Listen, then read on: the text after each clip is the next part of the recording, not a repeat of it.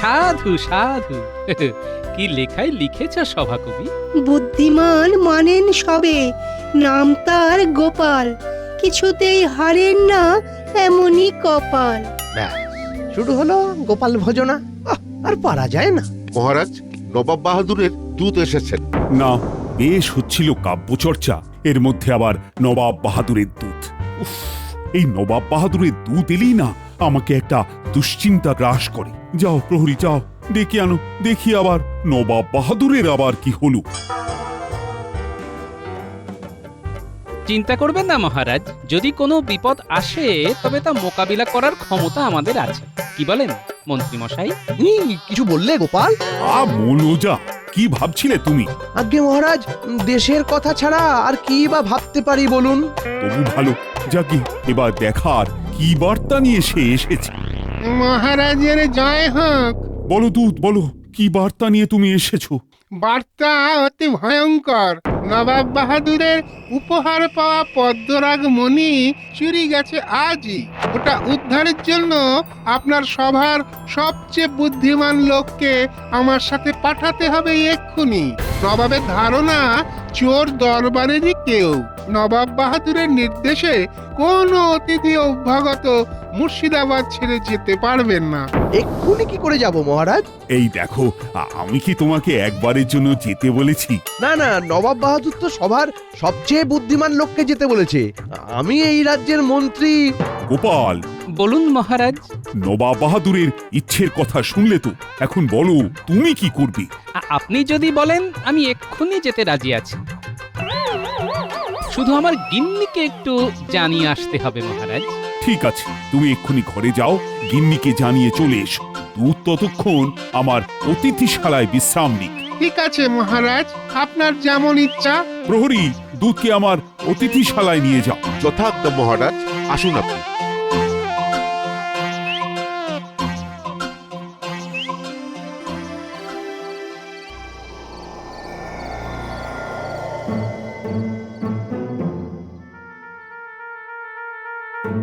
তখন থেকে দেখছি এদিক থেকে ওদিক আর ওদিক থেকে এদিক, কেবল হেঁটে যাচ্ছ হেঁটে যাচ্ছ। বলি হলোটা কি? আচ্ছা গিন্নি, আমাকে দেখে তোমার কি মনে হয় একটু বলো দেখি। কিরকম মানে? কোন দিক দিয়ে? এই সব দিক দিয়ে, মানে রূপ, গুণ। রূপের কথা বলতে পারবো না। কেন বলতে পারবে না কেন? কারণ ওটা নেই বলে। তার মানে আমার রূপ নেই, আমি কদাকার। কদাকার কোথায় বললাম? বললাম তো রূপ নেই। তোমাকে দেখলে কেমন মনে হয় তোমার অম্বল হয়েছে, পেট কিছুতেই পরিষ্কার হচ্ছে না। সেই বিয়ের পর থেকে এক রকমই রয়ে গেলে প্যাকাটের মতো। ও, পুরুষ মানুষের কন্দর্প কান্তি হয়ে কোনো দরকার নেই, বুদ্ধিটা থাকলেই হবে, বুঝলে? সেটাও কি আছে? কি এটাও নেই বলছো? সেটা আছে কি নেই সেটা তুমি বলবে। শোনো, কানে আমার সব আসে। মহারাজ গোপালকে নবাব বাহাদুরের মণি খোঁজার জন্য পাঠিয়েছেন, তোমাকে পাঠাননি। কি ভর্তি খেলে ভাবছো তো আমার কানে কেমন করে এলো? কে বলেছে তোমাকে? কে বলেছে? বলবো কেন? কেন বলবো? তোমার খবরি থাকতে পারে আর আমার কোনো খবরি থাকতে পারে না। আমারও খবরি আছে। যাক, শুনে রাখো, তোমার খবরই সঠিক খবর দিতে পারেনি, আমি যেতে চাই। তোর বাবা, আর মিথ্যে ঢাকতে যেও না। আমি এতটা জানতে পারলাম আর এইটুকু জানতে পারবো না। নবাব বাহাদুরের দূত কথাটা বলার পর তুমি আগ বাড়িয়ে বললে এক্ষুনি কি করে যাব মহারাজ? তুমি আমার ওপর গোয়েন্দাগিরি করছো? ঠিক আছে, আমি চললাম। যেদিকে দু চোখ যায় আমি চলে যাব। কোথায় যাবে? এই দরজা থেকে বেরিয়ে ওই গাছতলা পর্যন্ত, তারপর খানিক পাক দেবে, তারপর আবার বিড়বিড় করতে করতে চলে আসবে।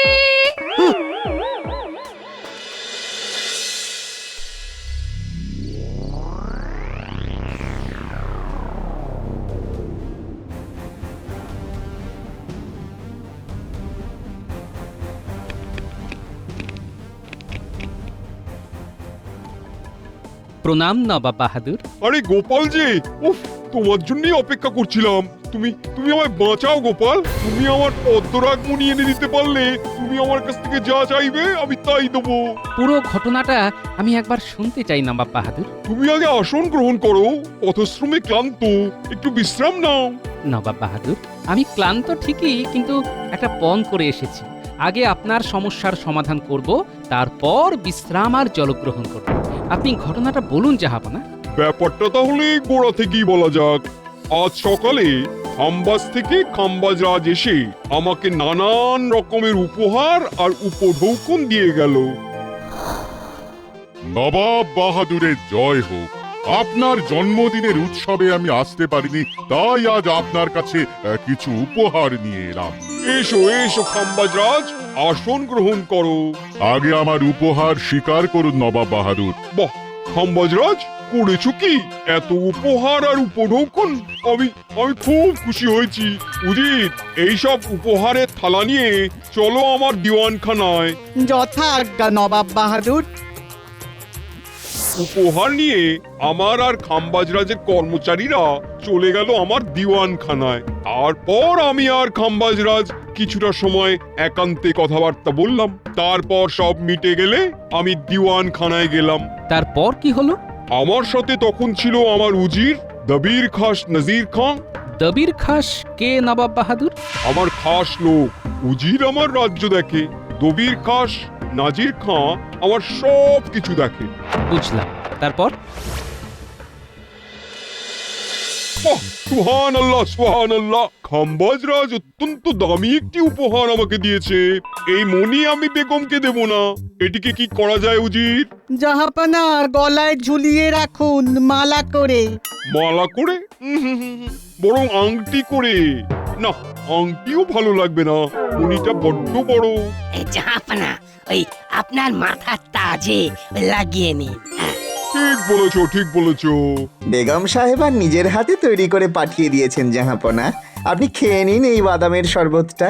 নবাব তার জন্মদিনে অনেক উপহার পেয়েছে, সে খবর বেগমের কানে গেছে বুঝি?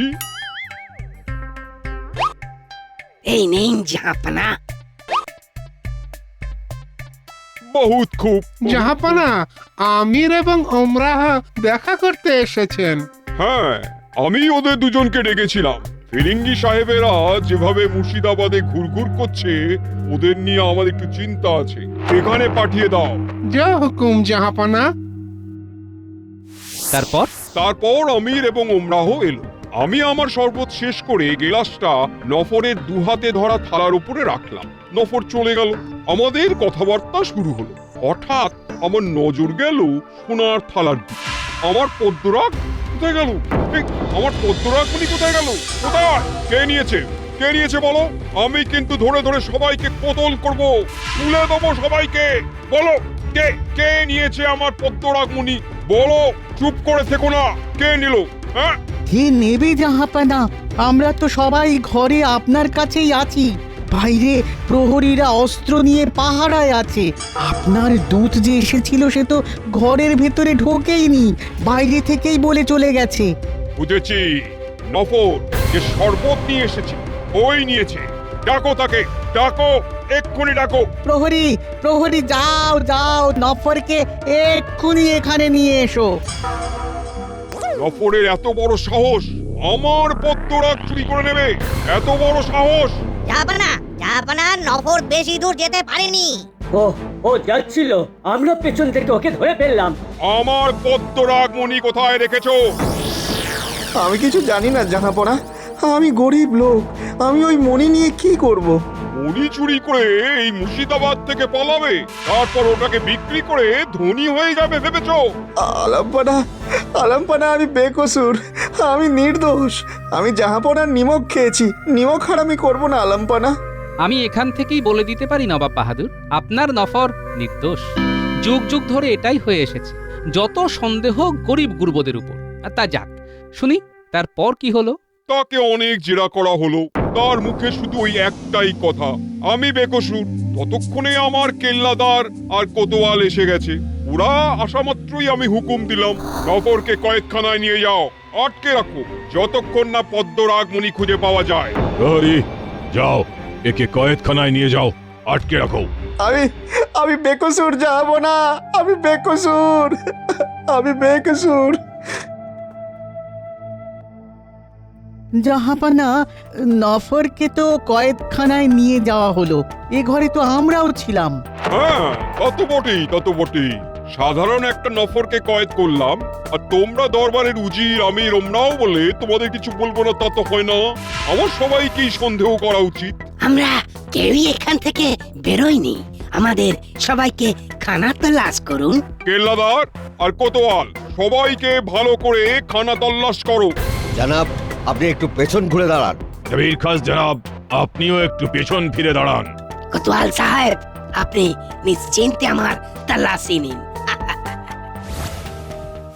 কারো কাছেই মণিটা পেলেন না। যদি পেতেন তবে আমাকে ডাকতেন কেন?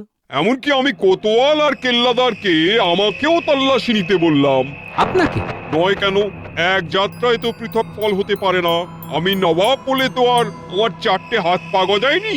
আমার রাজ্যে সবাই সমান। বুঝলাম। এরপর কি হলো? এরপর তো আমরা সব হাল ছেড়ে হাল ভাঙা নাবিক হয়ে তোমাদের রাজ্যে দূত পাঠালাম। আর এই কেল্লা আমি একেবারে বন্ধ করে দিলাম, কেউ এখান থেকে বেরোতে পারবে না। বুঝলাম।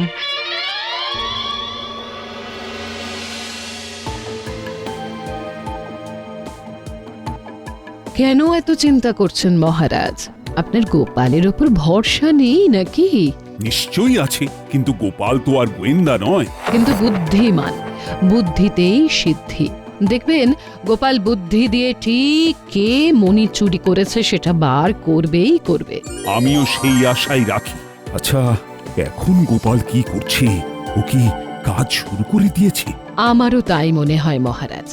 মিলিয়ে নেবেন, কাল বেলার দিকে গোপাল মুর্শিদাবাদ জয় করে কৃষ্ণনগরে ফিরে আসছেই। বলছো? আমার গোপাল কখনো হারে না মহারাজ।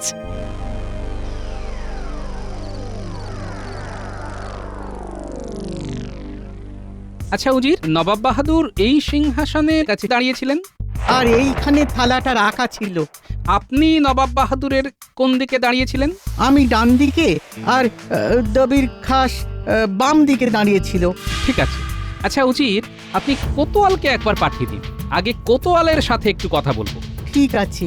আপনি এখন এখান থেকে যান, আমি একান্তে সবার সাথে কথা বলবো। ঠিক আছে গোপাল, তুমি তোমার মতো তদন্ত করো। মণিচোরকে খুঁজে বার করতেই হবে।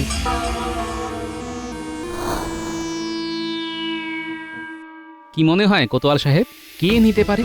কি করে বলি বলো তো গোপাল, আমার তো হাত পা পেটে সেঁধিয়ে যাচ্ছে। এইরকম পরিস্থিতি যে আসতে পারে সেটা তো স্বপ্নেও ভাবিনি। আমার তো কাউকে সন্দেহ হয় না। কিন্তু মণিটা তো চুরি গেছে। সেটা তো গেছে। আচ্ছা, একটা কথা বলতে পারেন, আজ সকালে দিওয়ানখানা থেকে বেরিয়ে আবার কি কেউ পরে দিওয়ানখানায় ঢুকেছিলেন? নবাব আর ফেরেননি, তিনি চলে গিয়েছিলেন নিজের মহলে। তবে আমির ওমরা, কবির খাস, উজির, এরা সবাই নবাবের অনুমতি নিয়ে পুনরায় এসেছিলেন এই দেওয়ানখানা। ঠিক আছে। কবির খাস বলেছিলেন যে ওনার হাতের আংটিটি ফেলে এসেছেন এবং উনি ওটা নিতে গিয়েছিলেন। ঠিক আছে কোতোয়াল সাহেব, আপনি যান। আর একটা কথা, নফরকে কয়েদখানা থেকে মুক্ত করে দিন, কারণ নফর দোষী নয়। কিন্তু নবাবের হুকুম মনি না পাওয়া পর্যন্ত নফরকে মুক্ত করা যাবে না। সেটা আমি নবাবের থেকে বুঝে নেব, আপনি মুক্ত করুন। কারণ বিনা দোষে কেউ সাজা ভোগ করুক সেটা আমি চাই না। আপনি নবাব বাহাদুরকে বলেই নফরকে মুক্ত করবেন, আর মনি উদ্ধার হবে। শুধু সময়ের অপেক্ষা। ঠিক আছে, অনেক ধন্যবাদ তোমাকে গোপাল। আপনি দবির খাসকে পাঠিয়ে দিন। ঠিক আছে। তিনজন ছাড়া সবাই নির্দোষ। এই তিনজনের মধ্যে দোষী কে? দোষী কে? কি যে রাগ হচ্ছে কি বলবো বেগম, আমার চোখের সামনে থেকে মণিটা চুরি করে নিল আর আমি বুঝতেই পারলাম না। জাহাপনা, গোপালের উপর আপনার ভরসা আছে তো? নইলে লোক পাঠিয়ে ওকে ডেকে আনলাম কেন? তা তাহলে অপেক্ষা করুন জাহাপনা। দবির খাস সাহেব, আপনার সাথে আমার প্রথম আলাপ। হ্যাঁ, প্রথম আলাপ। আচ্ছা, কি মনে হয় কে চুরি করতে পারে? উজির উজির, একমাত্র ও উজির ছাড়া আর কেউ চুরি করবে না। হ্যাঁ, কেন আপনার এই রকম মনে হবার কারণ? উজিরের অনেক কাজ হয়েছে। হ্যাঁ, একটু কান পাতলেই শুনতে পাবে। ও আচ্ছা, আমি কিন্তু পদ্মরাগমণি নিইনি। আমি তো জিজ্ঞেস করিনি। না, ও আমি আগে থাকতে বলে রাখলাম। বুঝলাম। তাহলে আমি কি যেতে পারি? এই কেল্লার বাইরে আমার যাওয়া খুব দরকার। শহরে আমার কাজ আছে, আমার ছেলের খুব অসুখ। সঙ্গে কিছু নিয়ে যাচ্ছেন কি? তুমি জানতে চাইছো যে ওই পদ্মরাগ মণি নিয়ে যাচ্ছে কিনা? না না না, যেটা আমার কাছে নেই সেটা আমি নিয়ে যাব কি করে? আমি কিছু ওই ফল মূল নিয়ে যাচ্ছি, ওই অসুস্থ ছেলেকে দেব বলে। ঠিক আছে, আপনি কাল সকালে যেতে পারেন। আমি নবাব বাহাদুরকে বলে দেব, আর আপনি আমিরকে পাঠিয়ে দেবেন। শুক্রিয়া শুক্রিয়া। গভীর জলের মাছ।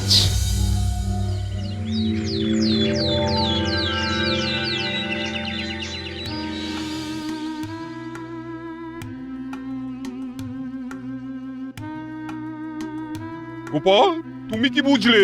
আমি কি আমার পদ্মরাগমণি ফিরে পাবো? অবশ্যই নবাব বাহাদুর, এক্ষুনি ফিরে পাবেন। তবে চোর কে তা বলবো না। কেন গোপাল? কি হবে চোরকে জেনে? চোর কিন্তু স্বভাব বা অভাবে চুরি করেনি, নেহাতি লোভে পড়ে চুরি করেছিল। পরে নিজের উপর ধিক্কার আসে এবং সেটা আমার কাছে স্বীকার করে। ঠিক আছে, কে চুরি করেছে আমি জানতে চাইবো না, কিন্তু পদ্মরাগমণিটা দেখতে চাই। ওটা আপনি এক্ষুনি দেখতে পাবেন। প্রহরী, কম যারা যারা কেল্লা থেকে বেরিয়ে যাবার জন্য বলেছিল তাদের জিনিসপত্রগুলো নবাব বাহাদুরকে একবার দেখাতে হবে। কম তুমি তো অবাক করলে। আমিও চাই না যে আপনি কাউকে সন্দেহ করুন। কিন্তু চোরকে জানতে পারবো না, সে কি ভালো দেখায় গোপাল? সে যদি আবার চুরি করে? সে আর চুরি করবে না নবাব বাহাদুর, কারণ সে আর মুর্শিদাবাদে থাকবেই না। এই দুটো থালা, এর একটার মধ্যে আপনার পদ্মরাগ মণি আছে। এই থালাতে আছে ফল, আর এই থালাতে এই তো আমার পদ্মরাগমণি। ধন্য ধন্য গোপাল, তোমাকে আমি উপহারে ভরিয়ে দেবো। বলো, তুমি কি চাও? আগে আপনি আমার কৃষ্ণনগরের এবারে রাজস্ব মাফ করে দিন জাহাপনা। ঠিক আছে, তাই হবে। তবু তোমার ঋণ আমি শোধ করতে পারবো না গোপাল।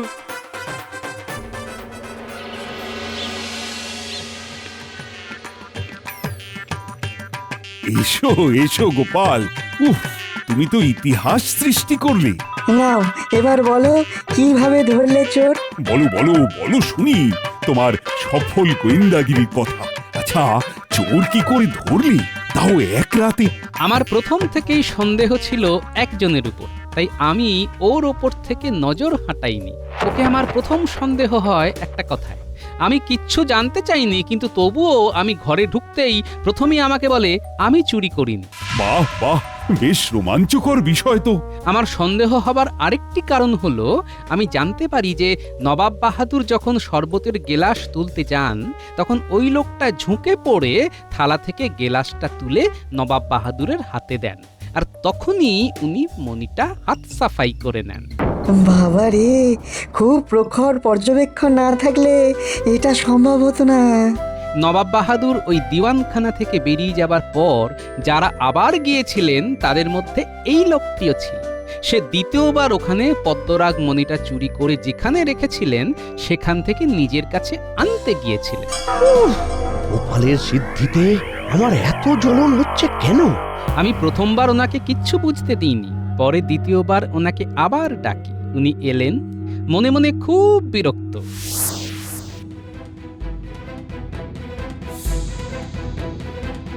আবার আমায় ডাকলে কেন? হ্যাঁ, আমার কি কোনো কাজ নেই?